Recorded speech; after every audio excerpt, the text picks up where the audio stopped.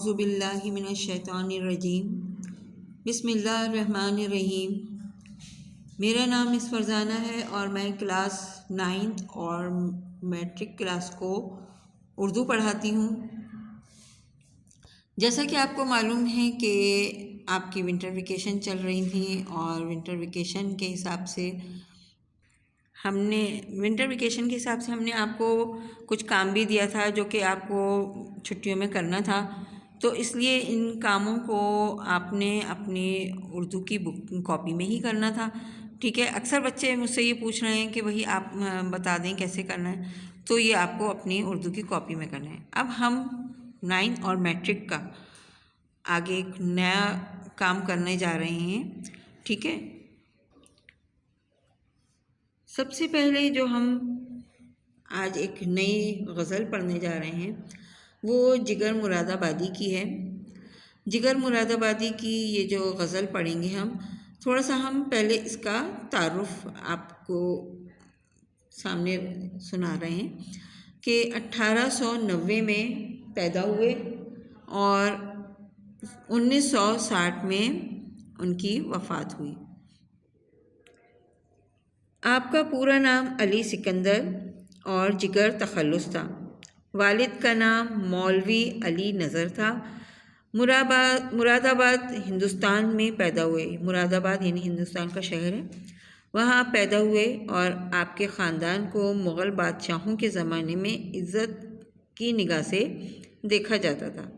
آپ کے والد بھی ایک بلند پایہ شاعر تھے، اس لیے شاعری کا ذوق و شوق والد ہی سے ملا۔ شروع میں والد سے اصلاح لیتے رہے مگر بعد میں داغ دہلوی اور نسیم لکھنوی جیسے بڑے شاعروں کے باقاعدہ شاگرد بنے۔ جگر اردو زبان کے ایک اہم شاعر تھے۔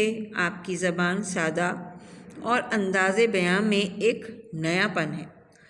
آپ کی شاعری کا ایک خاص رنگ ہے، بلکہ تصوف، اخلاق اور سیاسی شعور بہت ہی زیادہ بلند درجے پر نظر آتا ہے۔ کلام نہایت پاکیزہ، شائستہ اور پر لطف ہے۔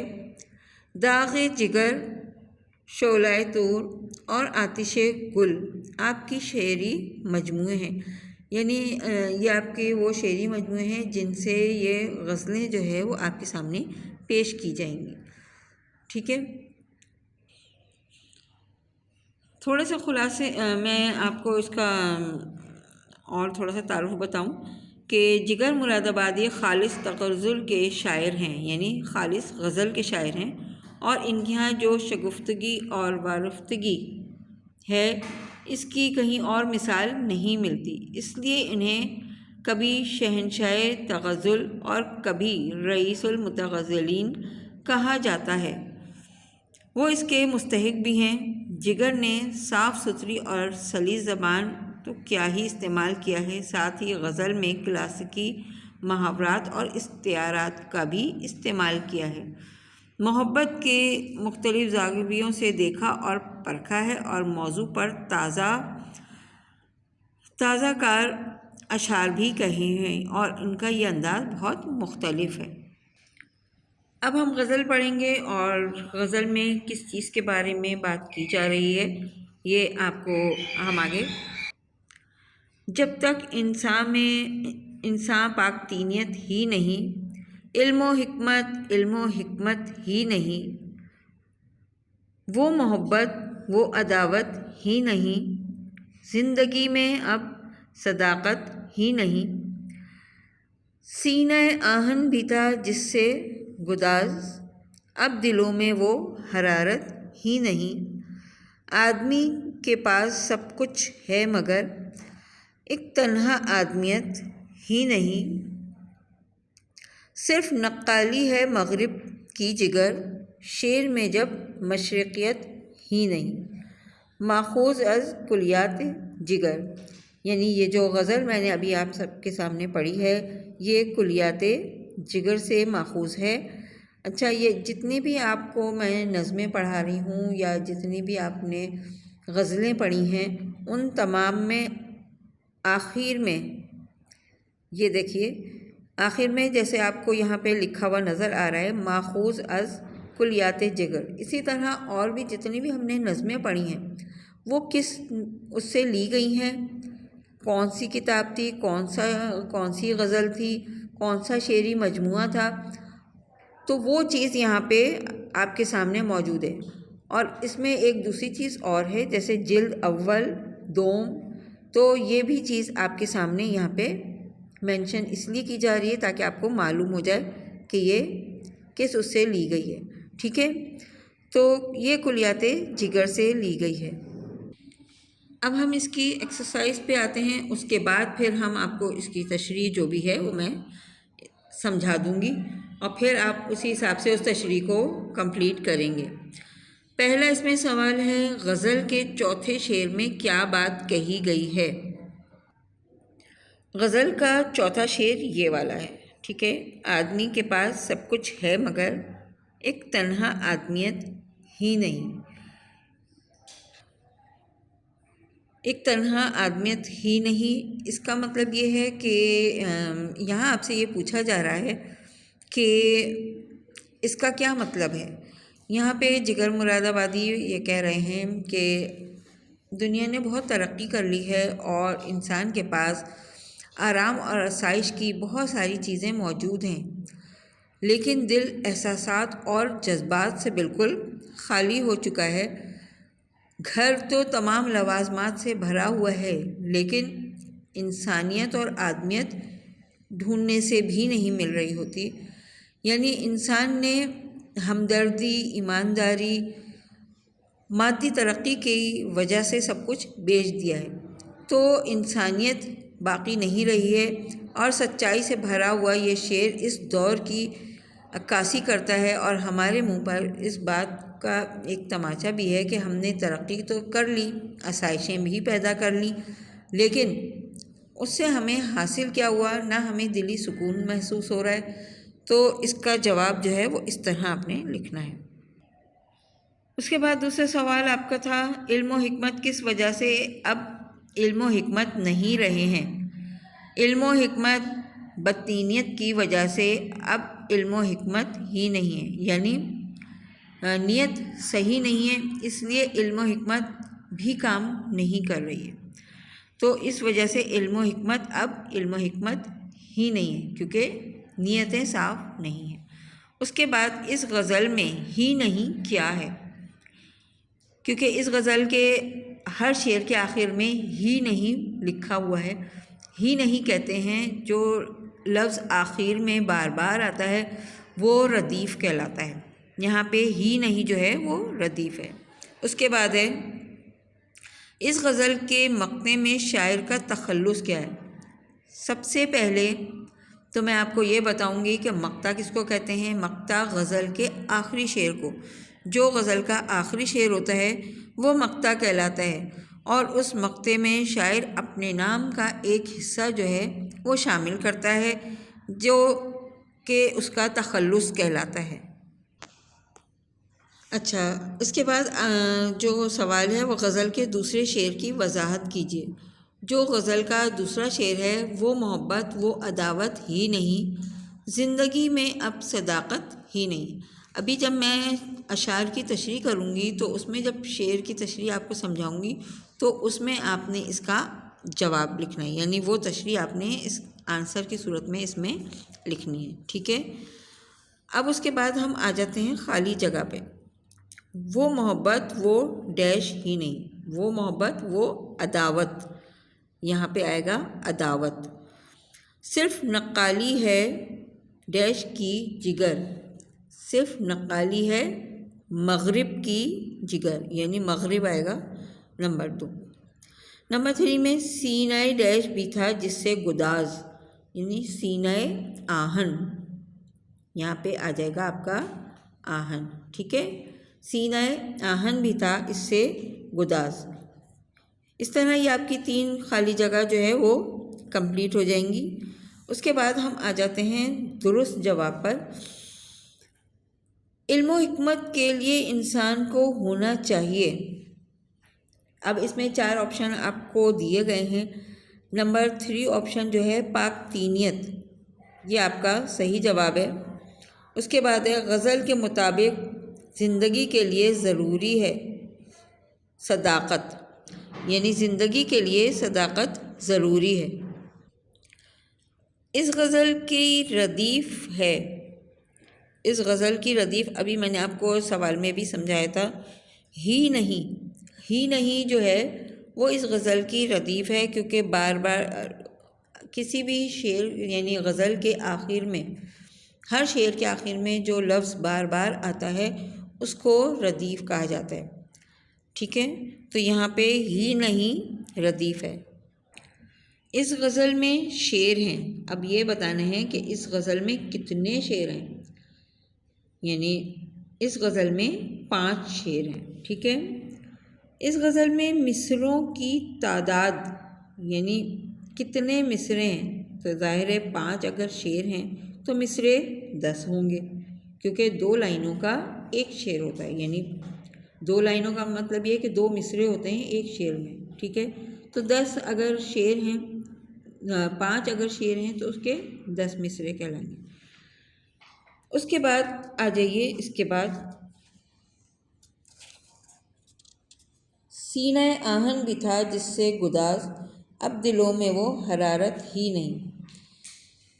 اچھا، اس شعر کے بارے میں جو آپ کو تھوڑے سے آگے سمجھایا بھی گیا ہے کہ اس شعر میں حضرت عمر رضی اللہ تعالیٰ عنہ کے سخت دل سینے یعنی دل کی طرف اشارہ ہے کہ جب آپ قبل از قبول اسلام رسول اللہ صلی اللہ علیہ وسلم کی طرف غلط ارادے سے جا رہے تھے کہ راستے میں اپنی بہن کے گھر جاتے ہوئے قرآن پاک کی آیت سن کر ان کا دل جو ہے وہ نرم پڑ جاتا ہے اور حضور صلی اللہ علیہ وسلم کی خدمت میں حاضر ہو کر ایمان لے آتے ہیں۔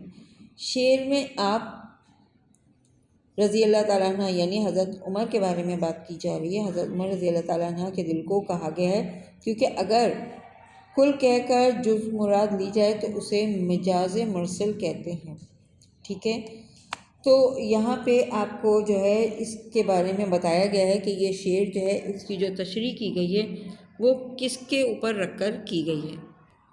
اچھا، اب ہم جو ہے اس کی تشریح کریں گے تمام اشعار کی، تو یا پہلے میں آپ کو الفاظ معنی بتا دیتی ہوں، سمجھا دیتی ہوں۔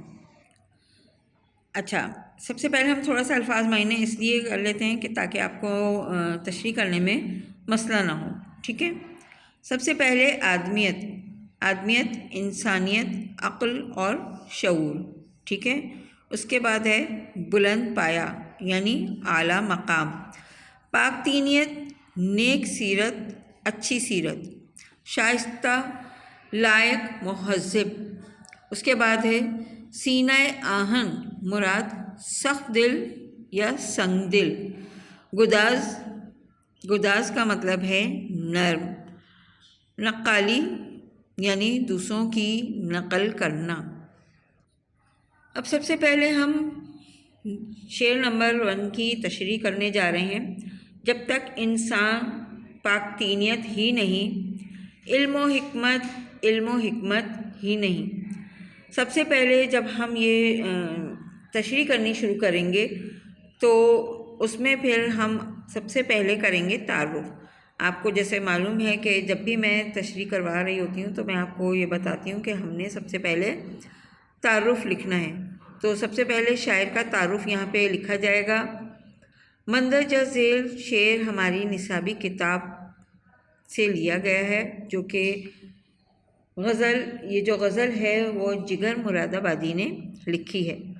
اچھا، ابھی صرف میں نے تھوڑا سا تعارف آپ کو اس لیے بتایا ہے کہ ابھی میں تعارف آپ کو پہلے بتا بھی چکی ہوں۔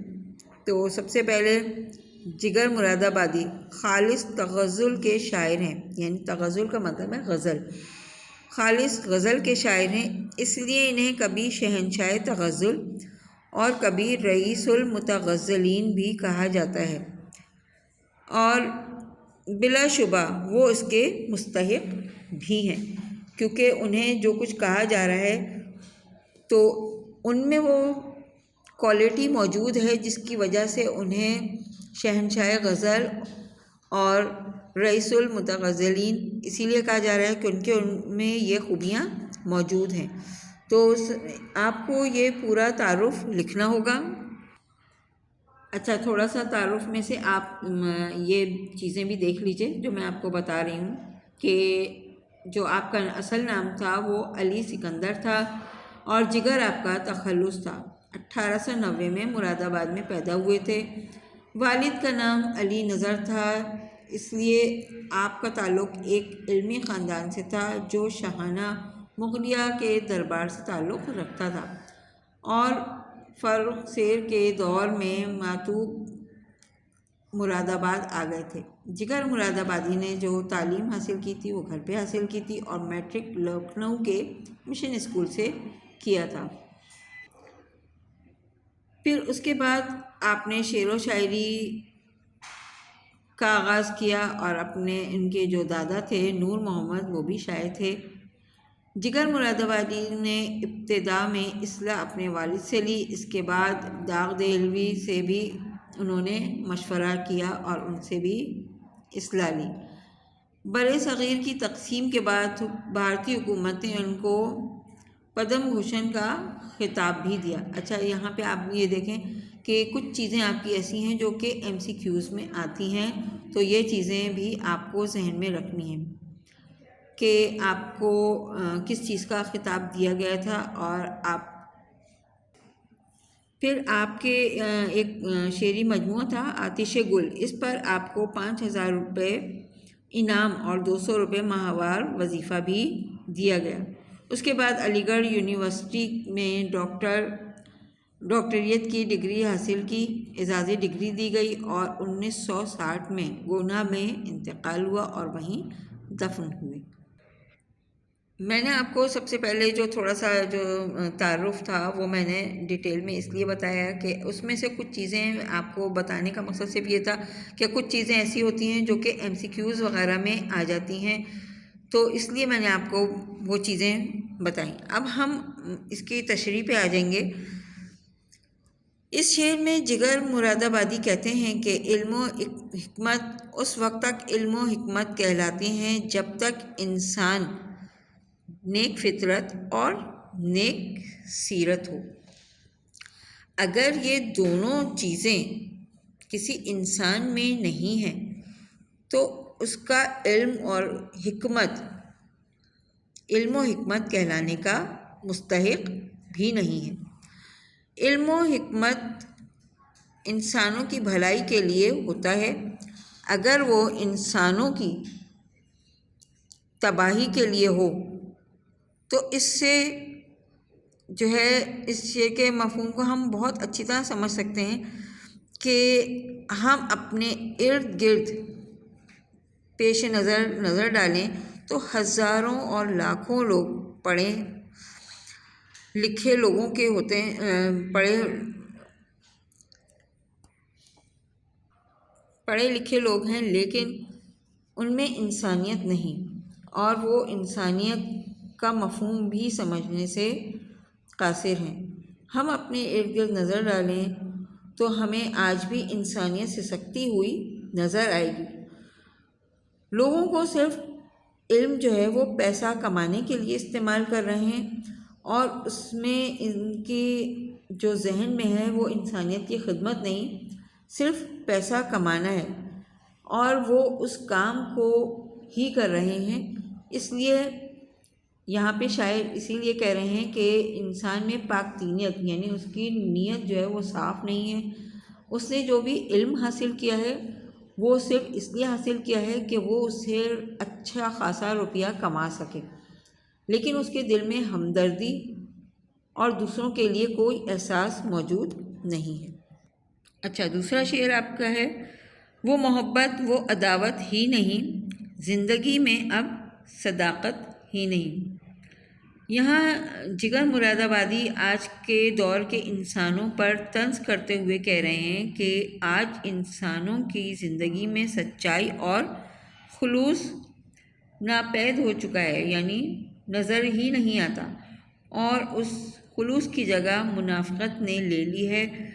انسان کا اپنا مطلب ہوتا ہے تو وہ نیک بن جاتا ہے، اور مطلب نکل جانے پر آنکھیں طوطے کی طرح پھیر لیتا ہے۔ اب آپس میں پہلی جیسی محبتیں بھی نہیں رہیں اور نہ پہلی جیسی دشمنیاں رہی ہیں۔ پہلے لوگ محبت کرتے تھے تو جان بھی نچھاور کر دیتے تھے، اور دشمنی کرتے وقت بھی اعلیٰ قدروں کا پاس رکھتے تھے۔ لیکن آج کا انسان معمولی اختلاف پر کمینگی پر اتر آتا ہے اور یہ چاہتا ہے کہ بس اس کی بات سنی جائے۔ تو ہماری پشت پر زمانہ جو ہے وہ ہنس رہا ہے، اور ہماری ان حرکتوں کی وجہ سے ہم خود ایک دوسرے کے دشمن بن چکے ہیں۔ ٹھیک ہے، اس کے بعد تیسرا شعر ہے، سینہ آہن بھی تھا جس سے گداز، اب دلوں میں وہ حرارت ہی نہیں۔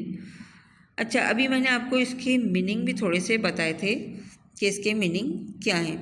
سینہ آہن یعنی سخت دل، جس سے گداز یعنی گداز کا مطلب ہے نرم، اب دلوں میں وہ حرارت ہی نہیں۔ ابھی میں نے اس شعر کی تشریح تھوڑی سی آپ کو اس حوالے سے بتائی تھی جو کہ حضرت عمر رضی اللہ تعالیٰ عنہ کے حساب سے، لیکن میں آپ کو تھوڑا سا اب جو اس کی اصل تشریح ہے وہ میں سمجھا رہی ہوں کہ محبت، خلوص، صداقت اور وفا جیسے جو جذبات ہیں اب وہ لوگوں کے دلوں میں موجود نہیں ہیں۔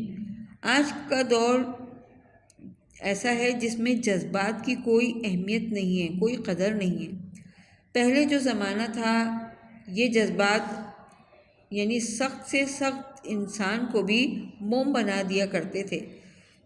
اسی طرح جگر اس بات کو بیان کر رہے ہیں کہ اب دلوں میں وہ گرمی، وہ حرارت باقی نہیں ہے۔ لوگ مفاد پرست اور مطلبی ہو چکے ہیں، اور انہیں مذہب، ملک اور قوم کی عزت اور خاندان کی عزت کا اب کوئی خیال نہیں ہے۔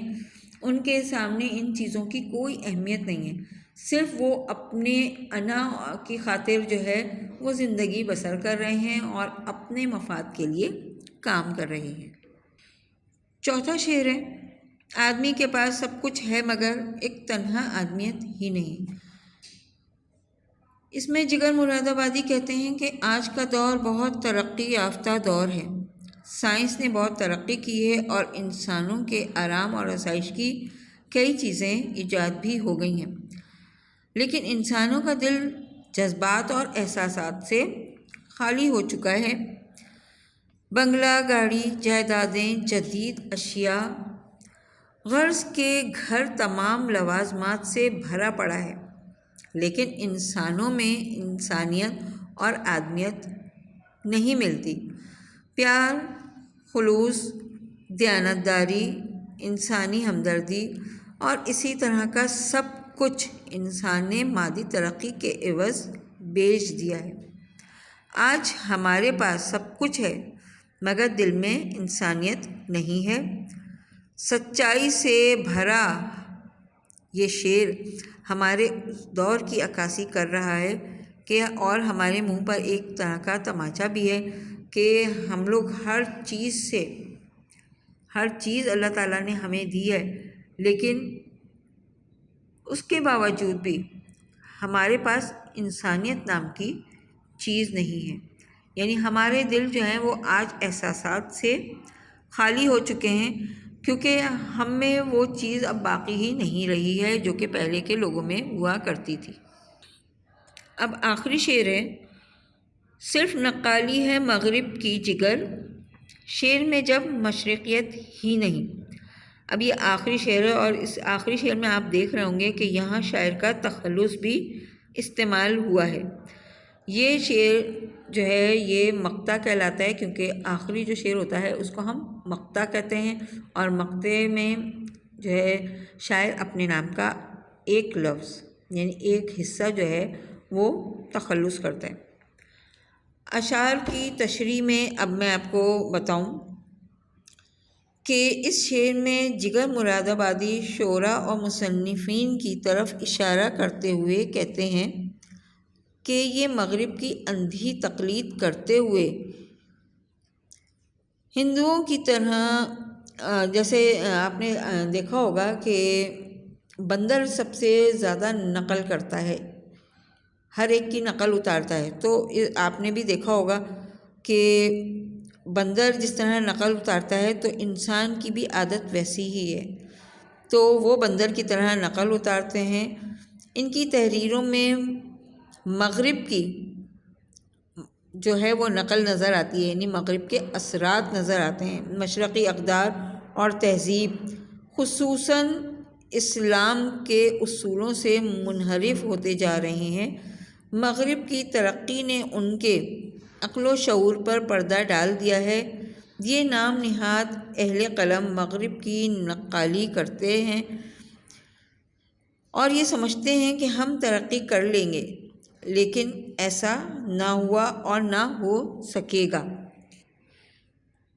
اس کے بعد آپ نے یہ دیکھا کہ یہاں پہ جو شعر میں جب بات ہو رہی ہے مشرقیت کی، تو اب آپ دیکھ رہے ہیں کہ جیسے جیسے دور بدل رہا ہے اسی طرح ہمارے یہاں ہر چیز میں بھی وہ چیزیں شامل ہو رہی ہیں جو کہ ہماری مغربی اقدار کا حصہ ہیں، اور ہم نے اپنی ہر چیز میں مغربی اقدار کو شامل کر لیا ہے، اور ہم صرف ان کی نقل کر رہے ہیں اور یہ نہیں سمجھ رہے کہ اس سے ہمارا اپنا نقصان ہے۔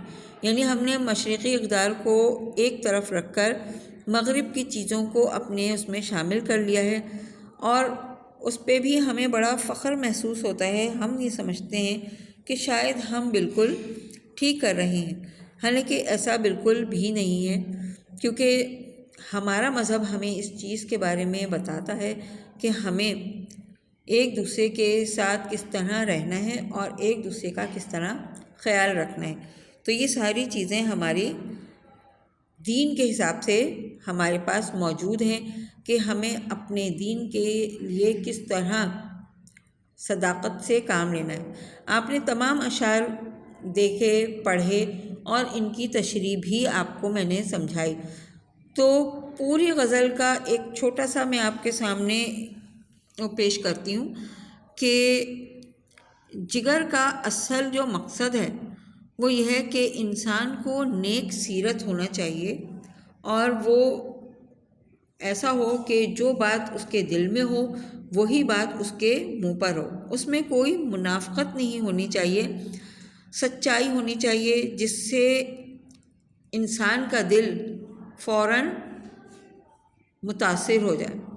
جس طرح حضرت عمر رضی اللہ تعالیٰ عنہ کے بارے میں تھوڑا سا میں نے آپ کو بتایا بھی تھا کہ جب وہ غلط ارادے سے رسول اللہ کے پاس جا رہے تھے، راستے میں جب ان کی بہن قرآن شریف پڑھ رہی تھی تو قرآن پاک کی تلاوت نے ان کے دل کو موم کر دیا۔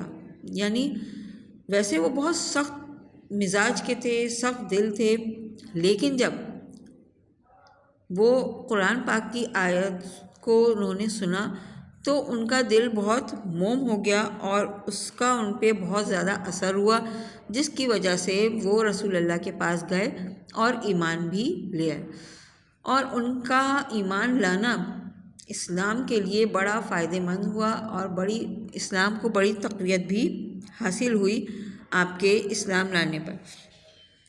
تو یہ چیزیں بتانے کا صرف مقصد یہ ہے کہ اسلام ہمیں کیا تعلیم دے رہا ہے اور اس تعلیم پہ ہمیں کہاں تک عمل بھی کرنا ہے، کیونکہ اس پہ اگر ہم نے عمل نہیں کیا تو کچھ دنوں کا فائدہ تو ضرور ہوگا، لیکن کہیں نہ کہیں ہمیں اس کا نقصان اٹھانا پڑے گا، اور وہ نقصان ہمارا بہت زیادہ نقصان ہوگا، کیونکہ ہمیں دنیاوی فائدہ نہیں چاہیے، ہمیں آخروی فائدہ چاہیے، جس کی وجہ سے ہمیں اللہ تعالیٰ کے سامنے جب ہم پیش ہوں تو ہم سرخرو ہوں، کیونکہ ہم دوسروں کی نقل کرتے کرتے اپنے آپ کو اس طرف لے جا رہے ہیں جہاں ہماری پہچان بھی نہیں رہے گی۔